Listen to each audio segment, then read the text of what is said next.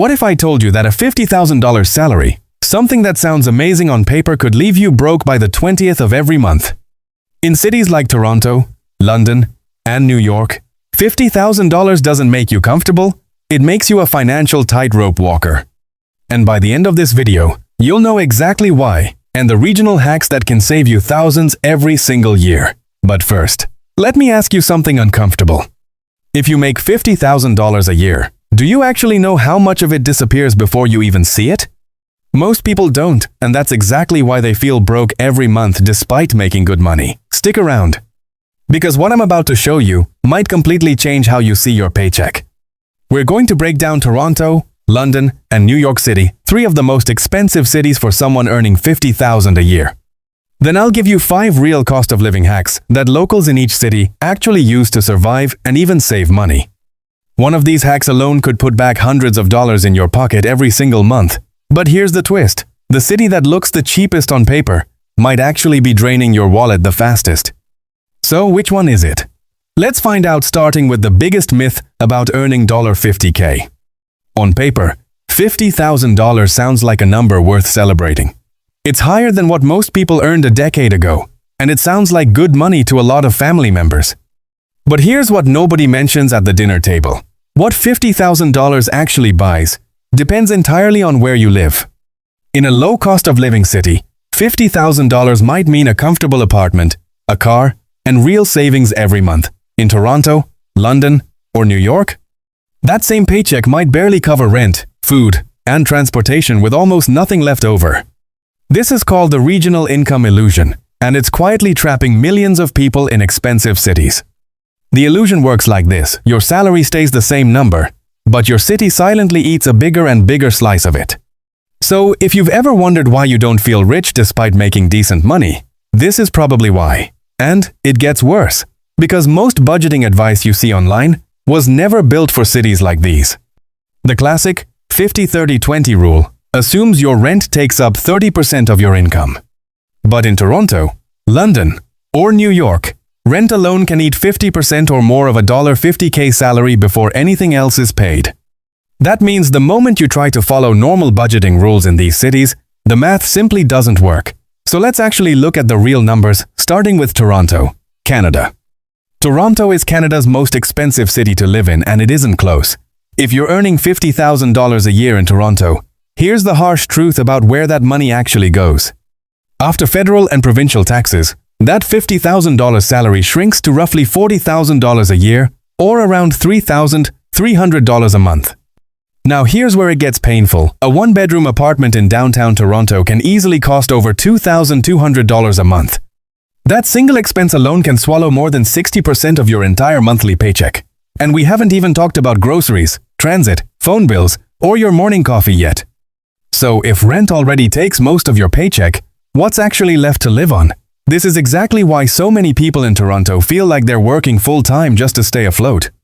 But here's something most people overlook, and it could be the difference between drowning and actually getting ahead. Toronto has one major cost-saving advantage that people in London and New York simply don't have access to. It's called rent-controlled housing, and most newcomers to the city have no idea it even exists. Buildings constructed before November 2000 and 18 inches Ontario are covered by rent control, meaning landlords can only raise rent by a small, government-set percentage each year. That single fact could save you thousands of dollars over just a few years compared to a newer building with no protection. Hack number 1 for Toronto: always check the building's construction date before signing a lease. A city rental registry search or a quick look at the building's history can tell you in minutes. But housing isn't the only place Toronto quietly drains your wallet. Transit passes, grocery prices, and even your phone bill in Canada are among the highest in the world. So what's the next hack that locals use to cut these costs without sacrificing their lifestyle? I'll reveal it, but first, let's cross the Atlantic and see how things compare in London. Because London has its own version of this trap, and it might honestly be even worse. London is one of the most expensive cities on the entire planet, and that's not an exaggeration. If your salary is the equivalent of $50,000 a year in London, taxes take a noticeable bite right away.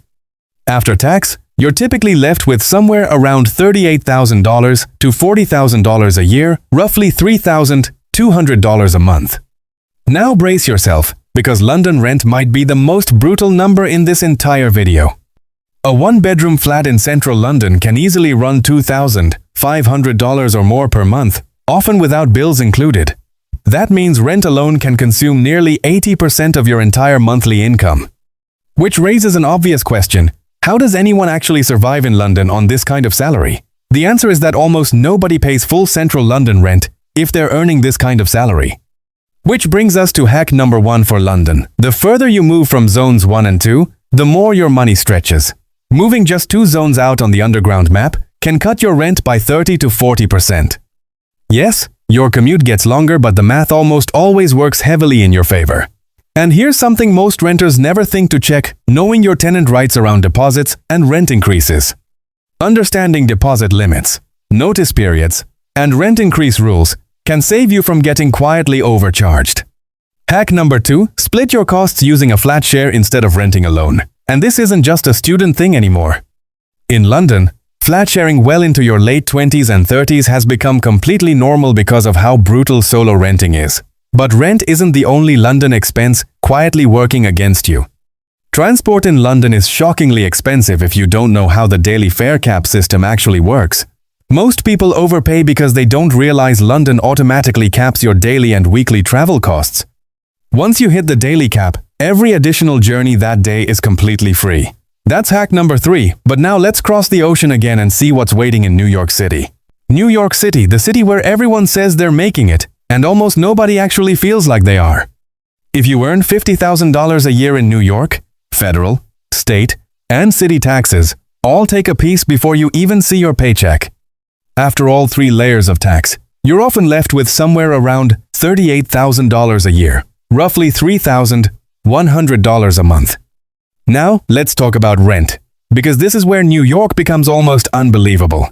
A studio apartment in Manhattan can easily cost $2,800 to $3,500 a month, sometimes more. On a $50,000 salary, that single expense isn't just most of your paycheck. In many cases, it's more than your entire paycheck. Which means almost nobody earning this salary lives alone in Manhattan, and if they tell you they do, ask who's actually paying for it. So hack number 1 in New York: location inside the city matters more than almost anywhere else in the world.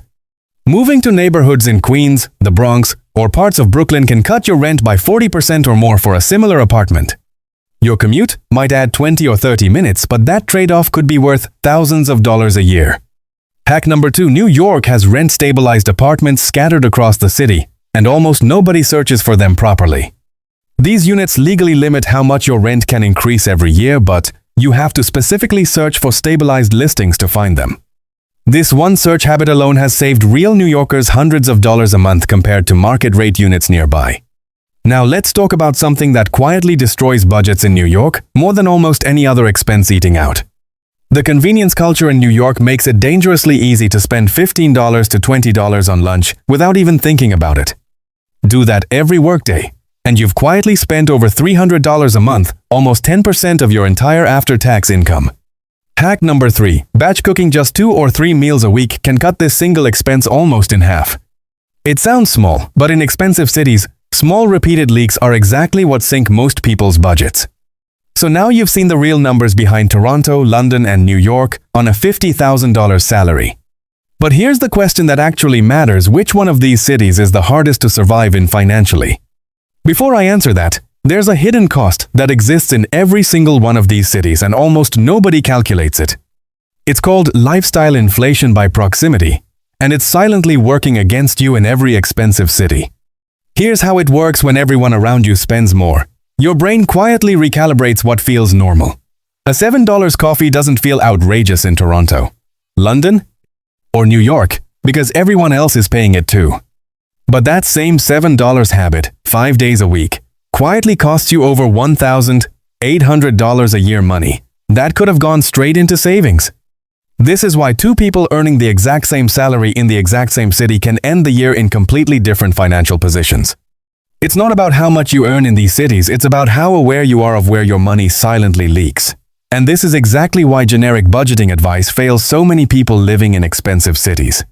Because the rules that work in a low cost of living city completely break down in a high cost of living one.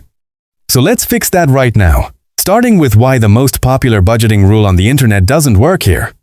You've probably seen the 50-30-20 budgeting rule before: 50% needs, 30% wants, 20% savings. It's simple, it's popular, and on a $50,000 salary, in a high cost of living city, it's almost impossible to follow. We already saw that rent alone can eat 50 to 80% of your paycheck in these cities. That means, by the time rent is paid, there's often nothing left for wants, let alone savings. So, if you've ever tried this rule and felt like a financial failure when it didn't work, listen carefully, it was never your fault. The rule wasn't built for your city, it was built for an average that doesn't exist in Toronto, London, or New York. This is exactly why financial advice that ignores location can quietly set people up to fail. So, what should you actually use instead if you're earning $50,000 in one of these cities? I'm going to show you the framework that actually works, and it starts with flipping the entire order of your budget. This single shift in thinking is what separates people who survive in expensive cities from people who actually get ahead. Here's the framework. Instead of 50-30-20, high cost of living cities need something closer to 70-15-15. 70% for housing and true essentials, 15% for lifestyle, and 15% that goes straight into savings no matter what. Notice that savings number is smaller than the usual advice, and that's intentional, because something is always better than nothing. Most people in expensive cities give up on saving entirely because 20% feels impossible, so they save 0 instead. A consistent 15% or even 10% that actually happens every month beats a perfect plan that never does. The second part of this framework is what I call the local adjustment rule. Before you budget a single dollar, research your specific neighborhood's real costs, not the citywide average you see online. Citywide averages are almost always misleading because they blend ultra-expensive downtown cores with much cheaper outer neighborhoods. This means the real number you should budget around might be very different from the headline statistic you saw in a news article. The third part of the framework is automating your savings the same day your paycheck arrives, not at the end of the month. If the money never sits in your checking account long enough to feel spendable, you'll never miss it. This single habit is responsible for more successful savers in expensive cities than any spreadsheet or app ever will be. Now let's combine everything into 5 regional cost of living hacks you can use starting this exact week. Hack number 1, and this works in every single city we've covered: negotiate your rent before you sign, not after. Landlords in competitive markets expect negotiation, but almost nobody actually asks, which means almost nobody actually saves. Even a modest 5% reduction on rent in these cities can save you over $1,000 a year. Hack number 2, use a transit calculator before committing to a monthly pass instead of pay-per-ride. In all 3 cities, monthly passes only make sense past a certain number of rides, and many people overpay without ever checking. Hack number 3, grocery shop, using a price per unit mindset instead of comparing total package prices. A bigger package often looks more expensive at first glance but costs far less per item once you actually break down the math. This single shopping habit can quietly save high cost of living city residents hundreds of dollars a year on groceries alone. Hack number 4, audit every single subscription you're paying for, right now, this month. In expensive cities, subscription creep is brutal because every service feels necessary to keep up with everyone else. Cutting just 2 unused subscriptions can free up $30 to $50 a month, money that should be going into your savings jar instead.